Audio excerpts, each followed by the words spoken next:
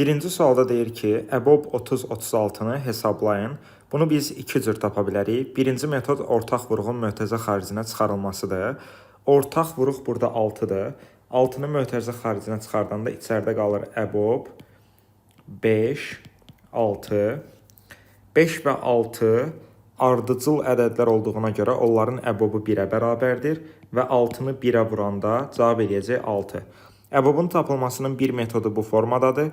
Bir metodda sadə vuruqlara ayrılma formasındadır. Əvvəlcə biz 30 ədədini sadə vuruqlara ayırırıq. 2-yə 15, 3-ə 5, 5-ə 1. İndi isə 36 ədədini sadə vuruqlara ayıraq. 36-nı 2-yə 18, 2-yə 9, 3-ə 3, 3-ə 1. Daha sonra ortaqları dairəyə alaq. 2 ilə 2 ortaqdır, 3 ilə 3 ortaqdır. Başqa ortaq yoxdur və EBOB-un tapılmasında ortaqları bir-birinə vururuq.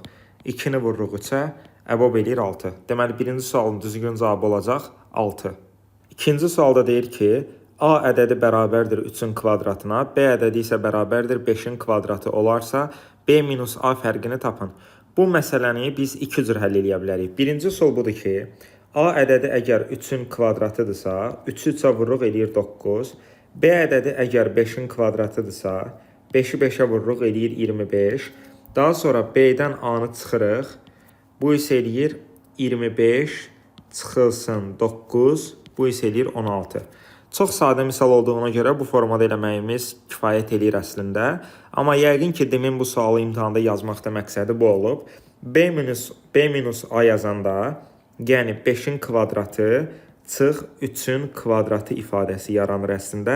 Bu isə kvadratlar fərqidir. Yəni istəsək 5 minus 3 və 5 üstə gəlinsin 3 kimi də yaza bilərik. 5-dən 3 çıxanda 2 eləyir, 5-in üstünə 3 gələndə 8 eləyir. 2-ni isə 8-də vuranda 16 eləyir. Yəni suala hər iki formada da yanaşmaq olar.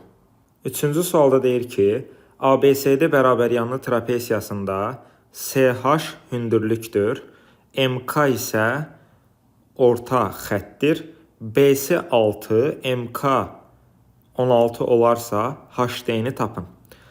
Bərabəryanlı trapesiyada belə bir qayda var. Biz əgər B nöqtəsindən də aşağıya hündürlük endirsək, onda alt oturacaq 3 müxtəlif hissəyə bölünür. B-dən aşağıya endirdiyimiz hündürlüyün adını yazaq BF hündürlüyü. BF hündürlüyünü endirdikdən sonra alt oturacaq 3 parçaya ayrılır. AF, FH və HD. Bu parçalarla bağlı bəzi qaydalar var. Əvvəlcə o qaydaları təkrarlayaq. Birinci qayda belədir ki, FH, yəni orta hissədə qalan parça, əslində elə üst oturacağa bərabərdir, yəni BC-yə bərabərdir. Digər qayda, kənar hissələrə düşən parçalar bərabərdir, yəni AF parçası ilə HD parçası bir-birinə bərabərdir. Bərabəryanlı trapesiya olduğuna görə. Bir də ən önəmli və şagirdlərin tez-tez yadından çıxan qaydalardan biri budur. Kənar parçalardan biri, məsələn AF və orta hissə, yəni FH, bunları toplayanda elə orta xəttə bərabər olur. Orta xətt L deyək. Orta xəttin uzunluğu bizə bu arada məsələdə verilmişdi. Məsələdə verilmişdi ki, orta xətt MK bərabərdir 16-ya. Onda AF ilə FH-ın cəmi hamısı bir yerdə 16 cm olmalıdır. Bundan başqa bizə BC-ni 6 vermişdi. Əgər BC 6-dırsa, onda FH parçasına da 6 yaza bilərik və 16-dan 6-nı çıxsaq, AF parçasını 10 cm tapacağıq. AF 10 cm-dirsə, kənarda olan digər HD parçası da elə 10 cm olmuş olacaq. Deməli, bu məsələni həll eləmək üçün əsas lazım olan qaydalar. Bərabəryanlı trapesiyada ortaya düşən FH parçası üst oturacaq olan BC-yə bərabərdir. Kənarlarda qalan AF və HD onlar da bir-birinə bərabərdir. Və bir kənar parça ilə, yəni AF ilə ortaya düşən FH-ın cəmi orta xətti verir. Yəni, məsələn, MK-ya bərabərdir. Ona görə biz A-dan H-a qədər olan parçanı orta xətt uzunluğu ilə götürə bilirik. Yəni AH elə 16 sm olur. 16-dan ortadakı 6-nı çıxırıq. AF 10 sm eləyir. Əgər AF 10-dursa, onda HD də 10 sm olmuş olur. Dördüncü sualda deyir ki, A üstəgəl B bərabərdir 2-yə, A vurulsun B bərabərdir 0,6-ya, A kubu üstəgəl B kubu cəmini tapın. Bu sualın cavabını tapmaq üçün yaxşı olar ki, cəmin mötərizə kubu düsturunu bilək. Cəmin mötərizə kubu düsturu belədir. A üstəgəlinsin B-nin mötərizə kubu. Şagirdlər adətən bu düsturun birinci açılışını yaxşı bilirlər.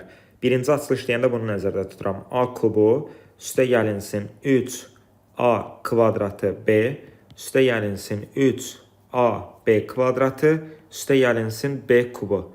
Bu açılışı demək olar ki, bütün şagirdlər bilir. Amma biz burada müəyyən dəyişikliklər eləyib belə də yaza bilərik. A kubu ilə B kubunu yanaşı gətiririk. A kubu ilə B kubunu yanaşı yazırıq. 3A kvadratı ilə 3A kvadratı B ilə 3AB kvadratını da yanaşı yazırıq. Daha sonra sağdakı iki həddən, yəni 3A kvadratı B və 3AB kvadratı olan hissədə 3AB-ni mötərizə xaricinə çıxardırıq. Onda düstur belə olur. Sol hissəyə əl vurmuruq. A kubu üstəgəl B kubu olduğu kimi qalsın. Amma 3AB ortaq vuruq kimi mötərizə xaricinə çıxır. Mötərizənin daxilində qalır A üstəgəlinsin B. İndi aldığımız nəticəni orta hissəni silərək yenidən yazaq. Yəni ortadakı hissə bizə lazım deyil. O şagirdlərin ən yaxşı bildiyi hissələrdir. Bunları silərəm. Mənə bu bərabərlik lazım deyil. Ancaq qırmızı və yaşıl olan başlanğıc hissəni yazıram və bu düsturu istəyirsiniz yenidən köçürdək. Bir daha yazıram. A üstəgəlinsin B-nin deməli mötərizə kubu əslində belə də yazıla bilərmiş. A kubu üstəgəlinsin B kubu üstəgəlinsin 3AB vurulsun mötərizədə A üstəgəlinsin B. Nəyə görə belə yazdıq? Çünki bu cür açılışda A üstəgəl B, A üstəgəl B cəmdir. A vur B isə hasildir. Cəm və hasil bizə şərtdə verilmişdir. Baxın, yuxarıda cəm 2-dir, hasil isə 0,6-dır. Biz həmin ədədləri götürüb aşağıdakı bərabərlikdə yerinə qoyacağıq və A kubu üstəgəl B kubu qırmızı çərçivənin içərisindəki hissəni tapacağıq. Qırmızı çərçivənin içərisindəki hissəni ümumilikdə axtarırıqsa, gəlin axtardığımız həmin hissəyə bir x hərfi deyək. Məsələn, x üstəgəlinsin 3 vurulsun AB hasilinin yerinə yazırıq 0,6 vurulsun A üstəgəl B-nin də yerinə yazırıq 2. Sol tərəfdə isə A üstəgəl B-nin kubunu yazmalıyıq. Yəni yazırıq 2-nin kubu bərabərdir bu ifadəyə. İndi bu misalı sadələşdirək. 2-nin kubu eləyir 8. Deməli 8 bərabərdir x üstəgəlinsin 3'ü 0,6'ya vuranda eləyir 1,8. 1,8'i də 2'yə vuranda eləyir 3,6. 3,6. X-i də tapmaq üçün 8-dən çıxırıq 3,6-nı. 8-dən əvvəlcə 3 çıxırıq eləyir 5. 5-dən də 0,6 çıxanda eləyir 4,4. Deməli misalın yekun cavabı olacaq 4,4. Bu suala başqa cürdə yanaşmaq olar. Məsələn, A kubu üstəgəlinsin B kubu özü ayrıca bir düsturdur və belə vurğulara ayrılır. A üzərinə gəlinsin B vurulsun A kvadratı çıxılsın 2, daha doğrusu çıxılsın AB üzərinə gəlinsin B kvadratı. Buna deyirlər kublar cəmi düsturu. Biz bu düsturu yazırıq. Daha sonra baxırıq ki, A üstəgəl B, yəni cəm bizdə var. Birinci mötərizənin yerinə ədəd qoya biləcəyik. A vur B hasili bizdə var. Ora ədəd qoya biləcəyik. Amma bizdə A kvadratı üzərinə gəlinsin B kvadratı hissəsi yoxdur. A kvadratı üstə gəlinsin B kvadratı hissəsini tapmaq lazımdır. Bir daha təkrar edirəm. İfadənin daxilində A üstəgəl B hazırdır. Vurulsun. A kvadratı üzərinə gəlinsin B kvadratı. Bu ikisi bizdə yoxdur. Amma çıxılsın AB bu hissə bizdə var. İndi bir dənə qalıb A kvadratı üstə gəlinsin B kvadratı hissəsini tapmaq.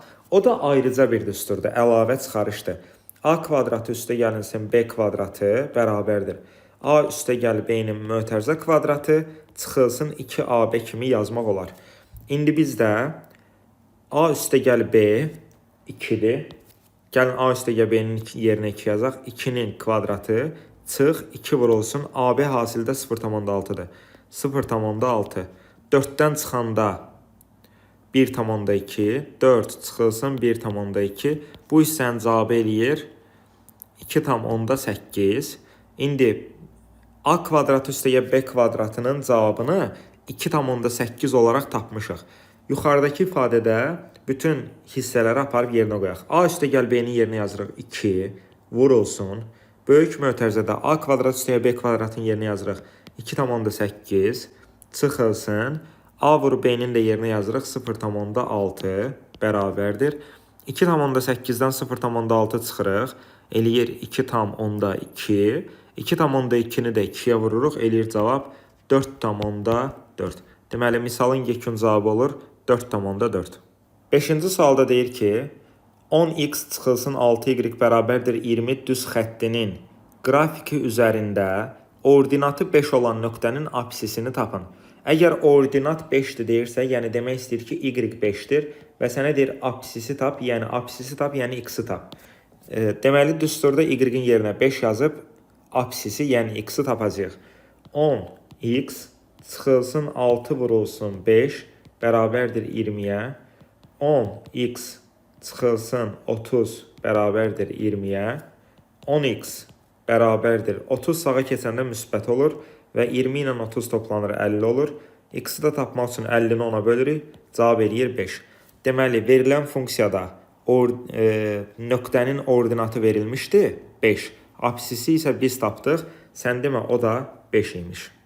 6-cı sualda deyir ki, ölçüləri 200, 250 və 350 olan taxta parçalarını usta elə kəsməlidir ki, hissələrin hər biri eyni ölçüdə olsun. Usta hər kəsmə 10 saniyə vaxt sərf edərsə, ümumi işi nə qədər vaxtda bitirər? Düşünürəm ki, bu məsələnin şərtində cüzi də olsa problem var. Problem nədən ibarətdir? Burada ümumi işi nə qədər vaxtda bitirər yox, sualda belə olmalıydı. Ümumi işi yazmalıydı ən az nə qədər vaxtda bitirər. Ən az. Yəni maksimum dərəcədə bu işi tez görməlidir. Əks təqdirdə bizə ən az sözünü verməsə, biz ürəyimiz istəyən formada bunu bölə bilərik. Bəlkə o bütün taxtaları 1 sm-lik hissələrə böləcək. Bəlkə o bütün taxtaları 2 sm-lik hissələrə böləcək. Və yaxud da bəlkə o bütün taxtaları məsələn 10 sm-lik hissələrə böləcək. Biz onu dəqiq bilmədiyimizə görə vaxtı da dəqiq hesablaya bilmərik. Amma məsələnin şərtində ən az sözü ona görə verilməlidir ki, şagird düşünsün ki, mən necə eləsəm vaxt az gedər. Vaxtın az getməsi üçün taxtaları iri-iri parçalara, iri-iri hissələrə bölmək lazımdır. Yəni bacardığımız qədər 200-ü, 250-ni, 350 santimetrlik taxtanı iri-iri hissələrə ayırmaq lazımdır. Onda hər bir hissənin uzunluğu maksimum böyük olmalıdır. Və elə bir ədəd seçməliyik ki, 200 də ona qalıqsız bölünsün, 250 də 350 də. Bu dərs əslində əbob dərsidir. Yəni biz əslində əbob 200, 250 və 350 bunu hesablayırıq. Yəni 200-ün, 250-nin və 350-nin bölünə bildiyi maksimum ədədi tapırıq ki, hər bir taxta həmin ölçüdə olsun. Və bütün taxtalar eyni ölçüdə olmuş olacaq və böyük taxta olanda da az vaxt sərf eləyəcəyik.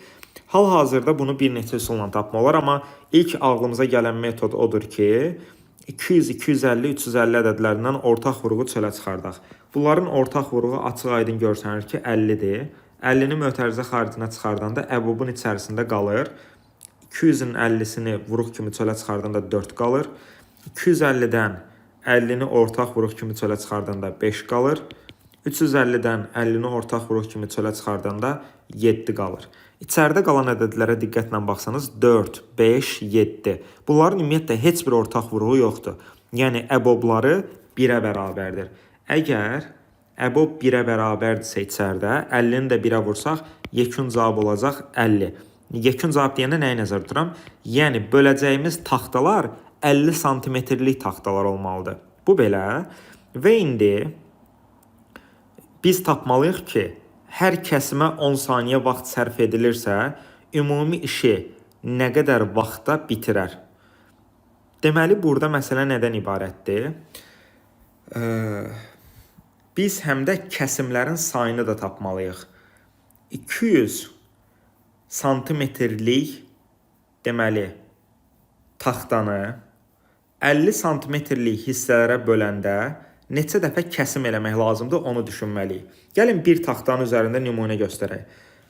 Əgər biz 200 santimetrlik bir taxta götürsək və onu 50 santimetrlik hissələrə bölsək, 4 dənə hissə yaranacaq. Baxın, 1, 2, 3, 4. Hər biri 50-dir. Burada 50-dir, burada 50-dir, burada 50-dir, burada 50-dir. 200 santimetrlik taxtanı 50 santimetrlik hissələrə ayıranda 4 dənə hissə alınır. Amma məsələ nədən ibarətdir? Biz bu taxtanı kəsəndə 4 hissə yaranır. Amma neçə dəfə kəsim eləyirik? Yəni neçə dəfə kəsirik taxtanı? Kəsimləri göstərmək üçün qırmızı qələmdən oxlar qoyacağam. Məsələn, taxtanı bir bu hissədən kəsirik, ikinci bu hissədən kəsirik, üçüncü də bu hissədən kəsirik və nəhayət taxta 4 hissəyə ayrılmış olur. Yəni 200 santimetrlik taxtanı 50 santimetrlik hissələrə ayıranda 4 hissə olsa da kəsimlərin sayı 3-dür və tənasüb hissələrin sayıyla yox, kəsimlərin sayıyla qurulmalıdır. İndi gəlin bütün taxtalar üçün bunu eləyək. Şəkli yəqin ki, başa düşdünüzsə buradan silirəm və mən ədədləri buraya yazacağam. Deməli, bizim taxtalarımızın ölçüləri. Birincisi 200 santimetrlik taxta var, 250 santimetrlik taxta var, bir də 350 santimetrlik taxta var. Hər birini 50'lik hissələrə ayırıram. Ona görə də hər birini bölürəm 50'yə. 50'yə böləndə bu mənə verir ki, neçə hissə yaranacaq. 250'yə böləndə 4 hissə yaranır. Yəni 4 dənə hissəyə ayırmalıyam. 250'ni 50'yə böləndə 5 hissə yaranır. 350'ni 50'yə böləndə 7 hissə yaranır. Amma əsas olan hissə deyil, əsas olan kəsim sayıdır. Bayaqları fikir verdinizsə, kəsimlərin sayı həmişə hissələrin sayından bir vaid az olur. Bunu əslində biz kitabda faiz nisbət tənasüb dərsində, dərsin sonunda qeydlərdə yazmışdıq. Kitaba baxsanız orada görə bilərsiniz. Kəsim sayı həmişə hissə sayından bir vaid az olur. Deməli, 4 hissəyə ayıranda 3 kəsim olacaq, 5 hissəyə ayıranda 4 kəsim olacaq və 7 hissəyə ayıranda 6 kəsim olacaq. Və yekunda cəmi neçə kəsim olacaq burada? 3, 4, 7, 7 üstə gəl 6, 13. 13 kəsim olacaq və mənə lazımdır görəsən 13 kəsimə nə qədər vaxt sərf edirəm? X, məsələn, saniyə. Amma bir də bilirəm ki, bir kəsim 10 saniyə vaxt aparır. Bir kəsim 10 saniyə vaxt aparır. Burada bir tənasüb qurdum və buradan x-i tapıram. X bərabərdir 10 vurulsun 13 bölünsün 1, yəni 130 saniyə. Ümumi işi görməyə 130 saniyə vaxtım gedəcək. 7-ci sualda deyir ki, kvadrat tənliyin köklərini tapın. Biz burada istifadə edə bilərik, məsələn, Viet teoremindən. Viet teoremi deyir ki, köklərin hasili C hissədədir, yəni mənfi 27-dir. Köklərin cəmi isə, yəni x1 üstə gəlinsin x2 isə B-nin əksindədir. B-nin əksi, yəni 6. Vuranda mənfi 27, amma toplayanda müsbət 6 eləyən ədədlər. Ədədlərdən biri olacaq müsbət 9, biri isə olacaq mənfi 3. Həqiqətən də 9 və mənfi 3-ü toplayanda 6 eləyir, vuranda isə mənfi 7 eləyir. Köklərimizin hər birini tapdıq və ən əsas qayda. Biz burada niyə Vieti işlədə bilirik? Çünki A parametri 1-ə bərabərdir. Əgər belə olmasaydı, biz məcbur başqa metodlardan, məsələn, diskriminantdan istifadə edə bilərdik. Amma bu misal üçün ən sadə qayda ilə Viet teoremi ilə kökləri tapmaqdır. Köklər isə olacaq 9 və mənfi 3. 8-ci sualda deyir ki, bərabərsizliyi həll edin. 6 çıxılsın x kiçikdir, bərabərdir 3 qeyd olunub. Mənfi x qalsın solda. 6-nı ataq sağa. 3 çıxılsın 6 olacaq. Çünki 6 sağa keçəndə mənfi olacaq. Mənfi x kiçikdir, bərabərdir. 3-dən 6 çıxdıq, elədim mənfi 3. Bərabərsizliyin hər tərəfini mənfi 1-ə vururuq ya da mənfi 1-ə bölürük, fərqi yoxdur. Mənfi 1-ə vuranda sol tərəfdə x olur. Sağ tərəfdə mənfi 1-ə vuranda müsbət 3 olur. Amma mənfiyə vurmuşam deyə işarə əksinə dəyişir. Yəni böyükdür, bərabərdir olur. Deməli, misalın cavabı x böyükdür, bərabərdir 3-dən və yaxud da ki 3 daxildir, müsbət sonsuzluq. Yekun cavab olacaq 3 daxildir, müsbət sonsuzluq. 9-cu sualda deyir ki, A minus modulda A bərabərdir 0. AB kubu kiçikdir 0 olarsa aşağıdakılardan hansı doğrudur? Biz bu misalı başa düşmək üçün əvvəlcə gəlin belə bir şey eləyək. A çıxılsın modulda A bərabərdir 0 ifadəsində modulda A-nı sağa ataq. Yəni A bərabərdir modulda A. Belə bir ifadə aldıq. A bərabərdir modulda A. İstəsəniz bunun yerini dəyişdirib belə də yaza bilərsiniz. Modulda A bərabərdir A-ya. Belə yazanda daha rahat görsənir. Bu bilirsiniz nədir uşaqlar? Özümüzə sual verək.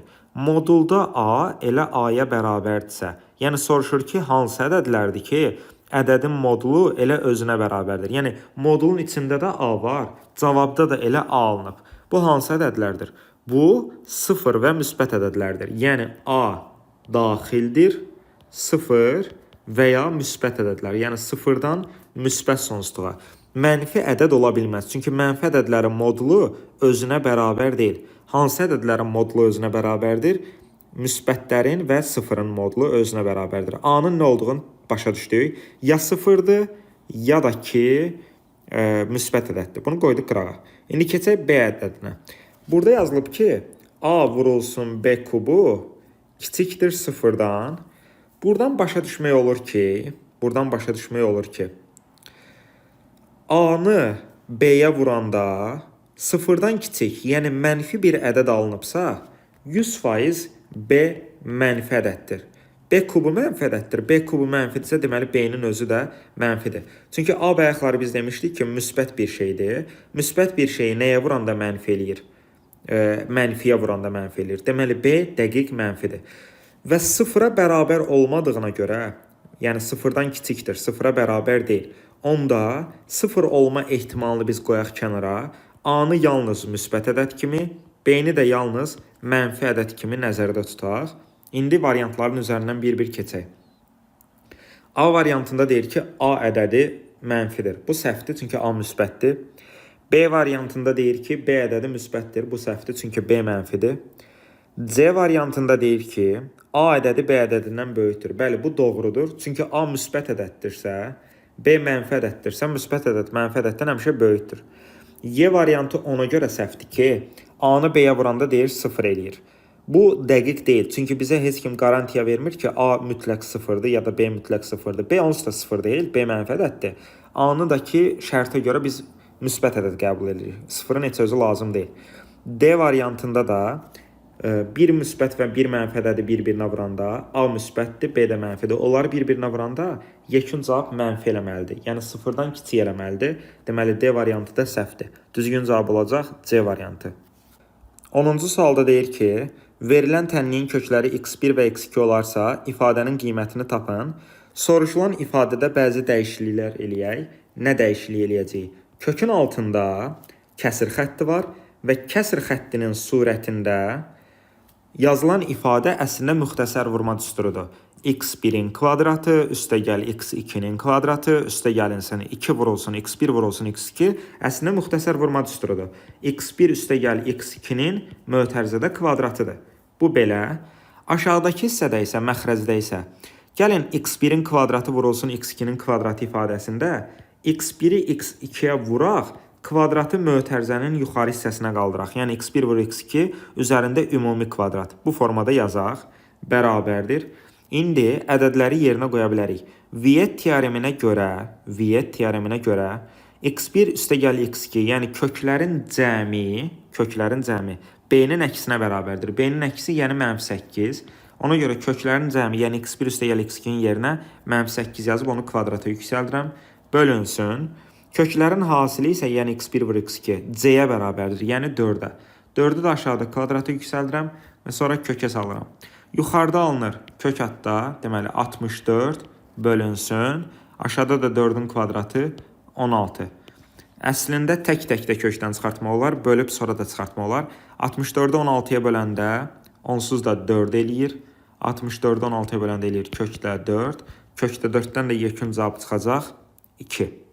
11-ci sualda deyir ki, n-in hansı ən böyük tam qiymətində verilən bu kəsir düzgün kəsir olar. Biz bilirik ki, düzgün kəsirlər o kəsirlərə deyirlər ki, surət məxrəcdən kiçik olsun.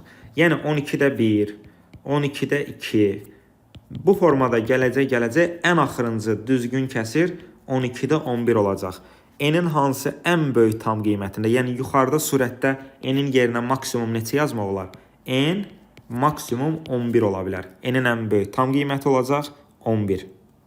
12-ci sualda deyir ki, torbada N sayda qara, 5 mavi, 3 sarı şar var. Qutudan çıxarılan bir şarın qara və ya sarı olma ehtimalı 0,5 olarsa, N-i tapın. Gəlin əvvəlcə bir cədvəl formasında bunu yazaq. Deməli, qara, daha sonra mavi və bizdə sarı şarlar var. Hər birinin miqdarını yazaq. Qaranın miqdarını bilmirəm deyə N yazıram. Daha sonra mavinin miqdarı 5 dənə, sarı isə 3 ədəd. Bunların cəmini bir ifadə şəklində yazaq. İfadə şəklində belə olacaq. N üstəgəl 5 üstəgəl 3, yəni N üstəgəl 8. Cəmi də bu formada yazılsın. Biz ehtimal nəzəriyyəsində bilirdik ki, ehtimal belə tapılırdı. P bərabərdir kəsr xətti. Məxrəcdə həmişə bütün şarların sayı olur, yəni N üstəgəl 8. Surətdə nə istəyir ona baxmalıyıq. Burada cümlədə deyir ki, ya qara olsun, ya da sarı. Belə bir qayda var idi. Ya da və ya məsələlərində ehtimallar toplanmalıydı. Əvvəlcə qaranın ehtimalını, sonra sarının ehtimalını yazıb toplamalıyıq. Qaranın ehtimalında məxrəcdə bütün şarlar dayanır, surətdə isə yalnız qaralar dayanır, yəni N. Toplayırıq. Sarının ehtimalında isə məxrəcdə bütün şarlar dayanır, N plus 8. Surətdə isə sarılar, yəni 3. Və bunun cavabı bərabərdir 0,5-ə, yəni 2-də 1-ə. İndi bu tənliyi həll eləyək. N plus 8 ortaq məxrəcdir, elə eyni məxrəcdir. Surətdə olacaq N plus 3 bərabərdir 2-də 1-ə. Çarpaz vursaq, 2 gedir surətə dəyər olur 2N plus 6 bərabərdir N plus 8-ə. N sola keçsə 2N-dən N çıxsa qalacaq N bərabərdir. 6 da sağa keçsə 8-dən 6 çıxsa qalacaq 2. Deməli, N-i tapın deyirdi, N-i tapdıq, N olacaq 2. 13-cü sualda deyir ki, tənliklər sistemindən Y kvadratını tapın. Biz burada nə edəcəyik? Yuxarıda əslində müxtəsər vurma düsturuna, yəni cəmin mötərizə kvadratına bənzəyə bilər, amma cüzi bir orada problemimiz var. Yəni x kvadratı üstəgəl 2xy üstəgəlinsin. Sağda 4y kvadratı yox. 1y kvadratı olsaydı, olacaqdı müxtəsər vurma düsturu. 4y kvadratını biz parçalayırıq 1y kvadratına və 3y kvadratına. Bu formada yazırıq, bərabərdir 21 yazırıq. Daha sonra 4y kvadratını deməli biz parçaladıq 1y kvadratına və 3y kvadratına. Sol tərəfdə olan müxtəsər vurma düsturunu yığırıq, yazırıq. X üstəgəl y-in mötərizə kvadratı üstəgəlinsin 3y kvadratı bərabərdir 21-ə. Sistemin ikinci tənliyində x üstəgəl y-in 3 olduğu verilib. X üstəgəl y-in əvəzinə mötərizədə 3 yazırıq. Olur 3-ün kvadratı üstəgəl 3y kvadratı bərabərdir 21-ə. Bu ifadədən də y kvadratını tapmaq üçün əvvəlcə 3-ü kvadratı yüksəltdiyi oldu 9. 21-dən çıxdıq 9-u, daha sonra da böldük 3-ə. 21-dən 9 çıxanda qalır. Deməli 12. 12-ni də böləndə 3-ə y kvadratı olacaq 4. Deməli misalın yekun cavabı olacaq 4. Bu misalı belə də həll eləmək olar. Tutaq ki, biz bu 4y kvadratını imtahanda 2 ayrı hissəyə parçalamaq yadımıza düşmədi. Onda birinci tənliyi olduğu kimi götürdək. X kvadratı üstəgəl 2xy üstəgəlinsin 4y kvadratı bərabərdir 21. Birinciyə əl vurmayaq. Amma ikincini mötərizəyə alıb sol və sağ tərəfləri kvadrata yüksəldək müxtəsər vurma düsturu kimi. Kvadrata yüksəldəndə hər iki tərəfi, solu da kvadrata yüksəldirik, sağı da. Sol tərəfdə olacaq x kvadratı, üstəgəl 2xy, üstəgəl y kvadratı, bərabərdir sağda da 9. Sonra isə sistemi tərəf-tərəfə çıxaq. X kvadratı x kvadratını sildi, 2xy 2xy sildi, 4y kvadratı y kvadratını siləndə 3y kvadratı qaldı və 21 də 9-u siləndə 12 qaldı. 12-ni də 3-ə böləndə y kvadratı bərabər oldu 4-ə. Deməli, misalın cavabı olacaq yenə də 4. 14-cü sualda deyir ki, A və B çoxluqlarının birləşməsində neçə element var? Əgər biz A və B çoxluqlarını birləşdirmək istəyiriksə, əvvəlcə A-nı köçürdürük. 5, 6, 7, 8. Daha sonra B-də və A-da ortaq olanları yazmırıq, amma fərqli olanları B-dən əlavə edirik birləşməyə. Məsələn, 6-nı yazmağa ehtiyac yoxdur. Zaten A-da var idi. 7-ni də yazmağa ehtiyac yoxdur. Onsuz da A-da var idi. 8-i də yazmağa ehtiyac yoxdur. Onsuz da A-da var idi. Amma 9-u yazırıq. Birləşməyə o da əlavə olunur. Deməli, birləşmədə neçə element var? 1, 2, 3, 4, 5. Deməli, birləşmədə N, A ilə B-nin birləşməsində 5 element olacaq. Bərabərdir 5-ə. 15-ci sualda deyir ki, işin 30% görülübsə, işin hansı hissəsi görülməmiş qalar? Bu, faiz dərsi ilə kəsr dərsinin əlaqəsi olan hissədir. Ümumiyyətlə, işin həmişə tam hissəsi 100% sayılır. Əgər mən işin 30%-ni görmüşəmsə, onda işin 70%-i qalıb. İndi 30% görülüb, 70% qalıb. 30% əslində %30 deməkdir kəsir kimi, 70% isə əslində %70 deməkdir. Bunları əslində ixtisar da apara bilərik. Məsələn, %30 ixtisar gedəndə 10-da 3 qalır, %70 də ixtisar gedəndə 10-da 7 qalır. Elə bizim misalın cavabında deyir ki, nə qədər qalıb? İşin 10-da 3 hissəsi görülüb, 10-da 7 hissəsi qalıb. Düzgün cavab olacaq C variantı. 16-cı sualda deyir ki, A və B düz xətləri paraleldir. S isə kəsəndir. Alfa 110 dərəcə olarsa, beta bucağını tapın. Bu dərsdə biz öyrənmişdik ki, alfa və beta bucaqlarına uyğun bucaqlar deyirlər. Əgər alfa 110 dərəcədirsə, onda beta da 110 dərəcə olacaq. Uyğun bucaqlar bir-birinə bərabərdir. Həm də baxanda görmək olur ki, alfa və beta hər ikisi kör bucaqdır. Yəni, birdən bunların cəmini 180-ə bərabər eləmək istəsəniz, şəkil belə göstərir ki, yəni bu düzgün deyil. Onlar bir-birinə bərabərdir. Alfa 110-dursa, beta da 110-dur. Çünki bunlar uyğun bucaqlardır. 17-ci sualda deyir ki, düzbucaqlı paralelipipedin xətti ölçüləri 3, 2-də 1 və 5-də 3 olarsa, onun həcmini tapın. Paralelipipedin həcm düsturu A vurulsun, B vurulsun, C-dir. Yəni, enini vur uzunluğuna, vur hündürlüyünə. 3 vurulsun 2-də 1, o da vurulsun 5-də 3 bərabərdir. Surətləri birləşdirək. 3, 1, 3. Bunlar gedir surətə. Yuxarıda olur 3, vur, 1, vur, 3. Məxrəcdə isə 1, vur, 2, vur, 5. Bunlar birləşir. 3-ü 3-ə vuranda yuxarıda 9 eləyir. 2-ni 5-ə vuranda aşağıda 10 eləyir.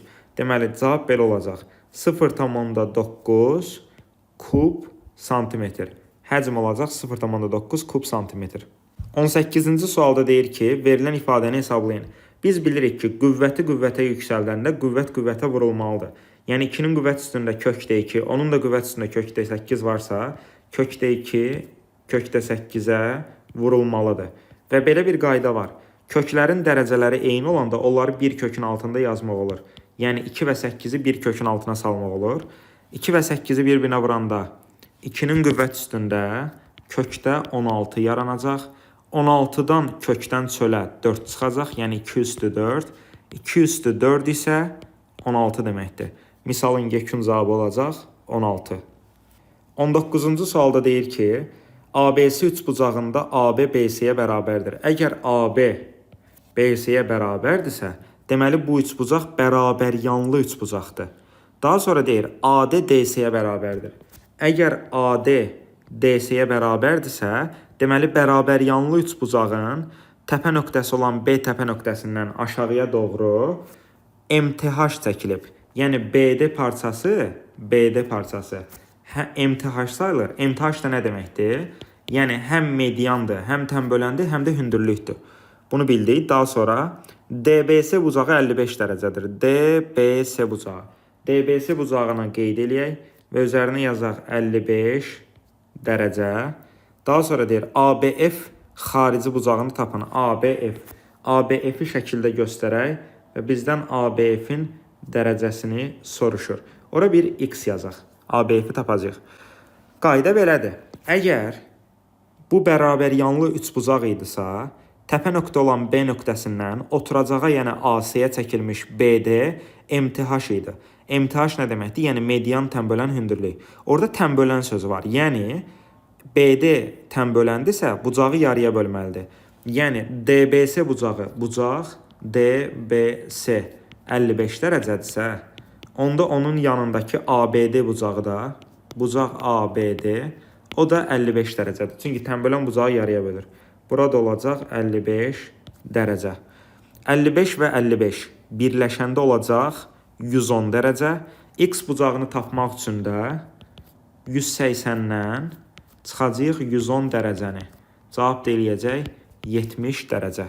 Çünki üçbucağın SB tərəfini uzadanda C-dən F-ə qədər bir uzantı əmələ gəlir və o uzantı əslində 180 dərəcəli bucağı göstərir. Bu uzantı 180 dərəcəli bucağı göstərir və 180-dan 2 dənə 55-i, yəni 110-u çıxırıq ki, x-i tapaq, x də oldu 70 dərəcə.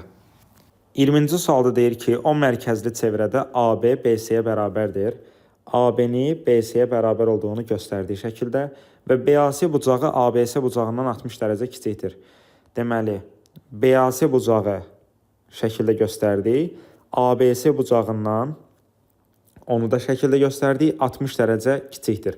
Onda balaca bucağın, yəni BAC-nin adını x yazanda, böyük bucağın, yəni ABS bucağının adını x plus 60 dərəcə yazmaq olar. Və bu şəkildə bərabəryanlı üçbucaq var. ABS bərabəryanlı üçbucaqdır. Bərabəryanlı üçbucağın oturacağına bitişik bucaqları bərabər olur. Onda ASB bucağına da biz x yaza bilərik və üçbucağın daxili bucaqlarının cəmini 180-də bərabər eləyə bilərik. X üstə gəlinsin, x üstə gəlinsin, x üstə gəl 60 bərabərdir 180-ə. 3x bərabərdir 180 çıx 60, yəni 120-yə.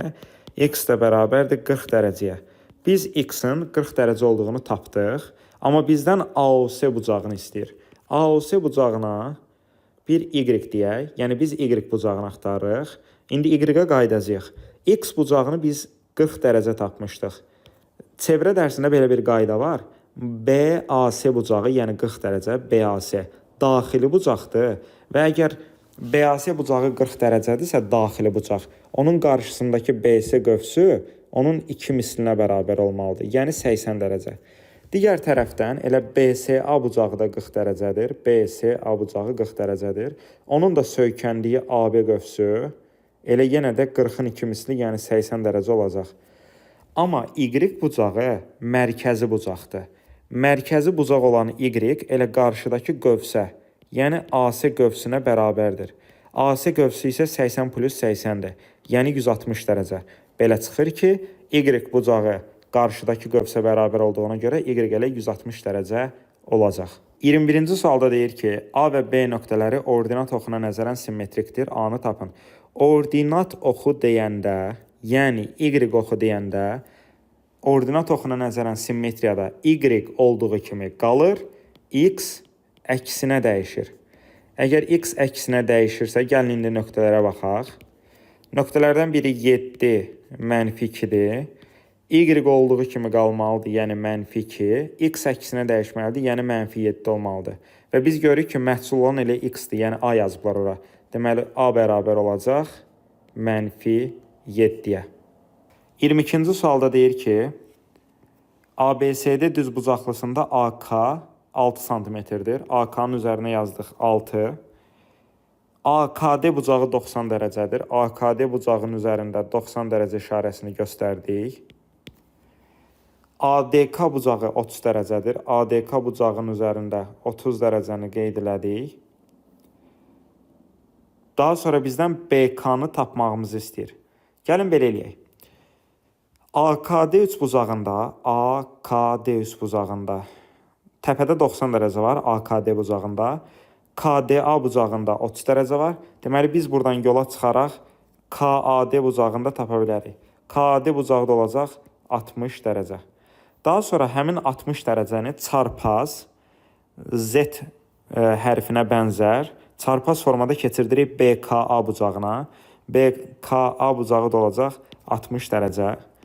ABK üçbucağında təpədə 90 dərəcə olduğuna görə və BKA 60 dərəcə olduğuna görə BAK bucağı da olacaq 30 dərəcə və sol tərəfdəki üçbucaqda, yəni ABK üçbucağında istəsəniz o şəkli kənara da çıxarda bilərik. Belə bir üçbucaq şəklidir. Təpədə 90 dərəcə var. 90-ın qabağında 6 sm yazılıb və aşağı hissədə 30 dərəcə var. 30 dərəcəli bucaq qarşısındakı katet hipotenuzun yarısına bərabərdir.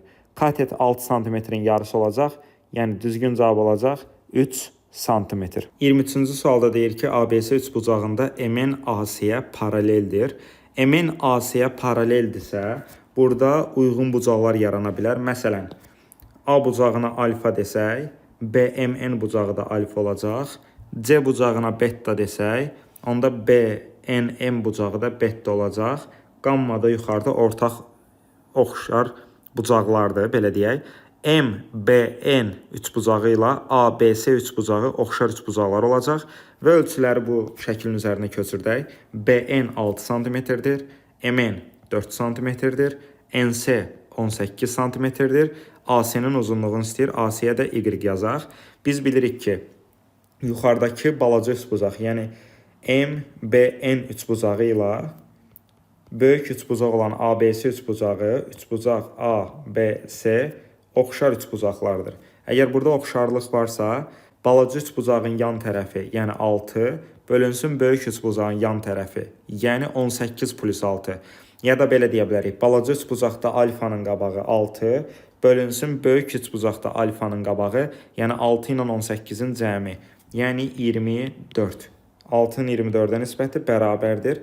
Balaca üçbucaqda qammanın qabağı 4, bölünsün böyük üçbucaqda qammanın qabağı, yəni Y. Y-i buradan tapmaq üçün 24-ü vururuq 4-ə, bölürük 6-ya. 24 ilə 6 ixtisar gedir, qalır 4. 4-ü də 4-ə vuranda cavab eləyəcək 16. Diaqramda yanvar və fevral ayları üzrə mouse, scanner, notebook və printerin 2 aylıq satış məlumatları qeyd olunub. Yanvar ayında satılan mouse və notebook sayı fevral ayında satılan scanner və printer sayının neçə faizini təşkil edir? Bu məsələdə DİM-in əsas soruşmaq istədiyi odur ki, görək şagird ümumiyyətlə diaqramı araşdıra bilirmi? Burada rənglərə çox diqqətlə fikir vermək lazımdır. Yanvar ayı ağ rəngdə diaqramda qeyd olunub, fevral ayı isə boz rəngdə diaqramda qeyd olunub. Bir də diqqətlə baxın, mən kənarlarını çərçivələrlə əhatəyə alacağam. Mouse'un yanvar ayını göstərən satış diaqramı kənarını göy qələmlə göstərirəm, bu hissədir. Və oranın ölçüsünə baxsaq 0-dan 10-a qədər gəlir. Gəlin ümumiyyətlə özümüz bir dənə cədvəl quraq.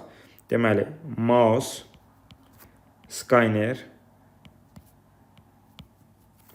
notebook və printer. Və aylar da qeyd eləyək. Deməli, bu 4 əşya üzrə, 4 cihaz üzrə və 2 ay üzrə.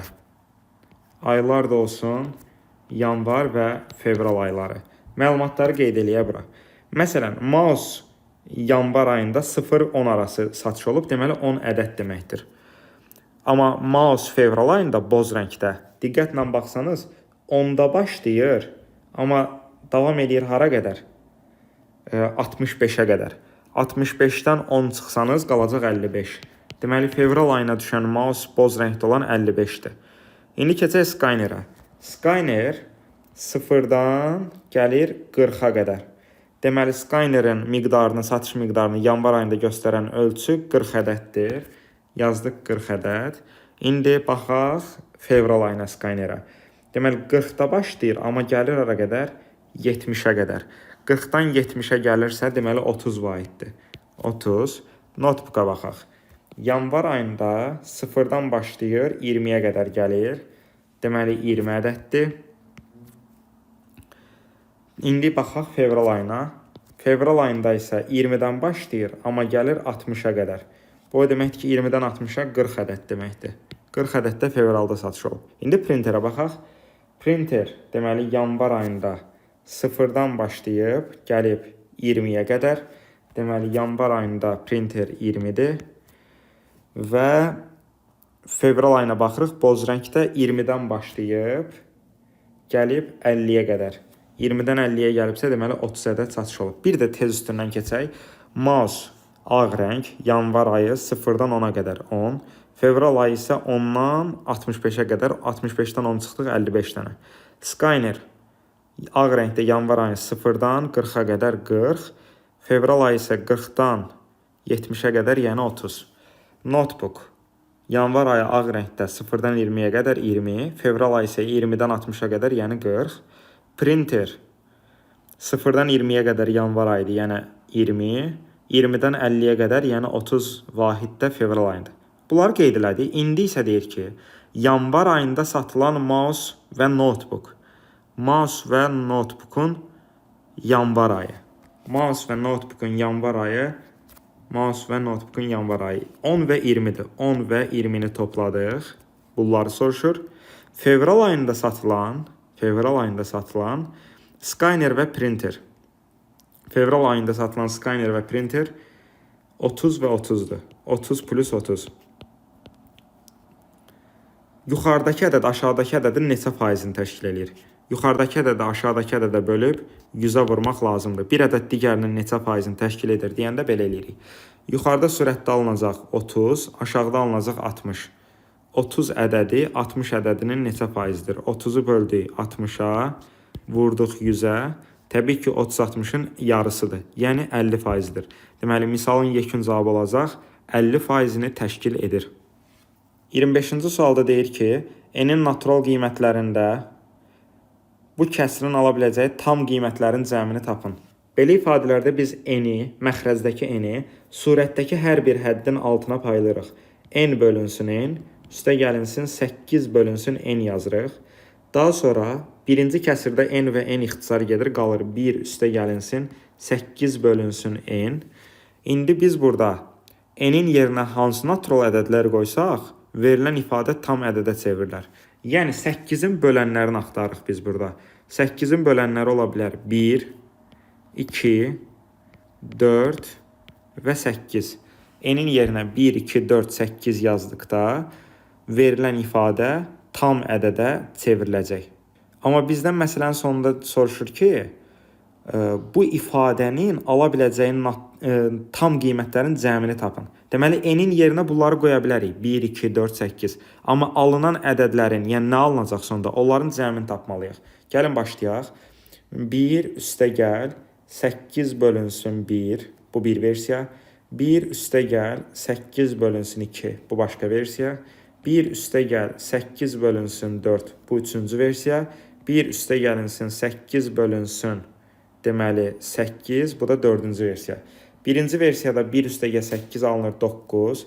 İkinci versiyada 1 üstə gəl 4 alınır 5. Üçüncü versiyada 1 üstə gəl 2 eləyir 3. Dördüncü versiyada 1 üstə gəl 1 eləyir 2. Mümkün qiymətlərin cəmi də 9 üstə gəlinsin 5, üstə gəlinsin 3, üstə gəlinsin 2. Deməli, kəsrin ala biləcəyi qiymətlərin cəminə baxırıq. 9 üstə gəl 5, 14. 14 üstə gəl 3, 17. 17 üstə gəlinsin 2 eləyəcək 19.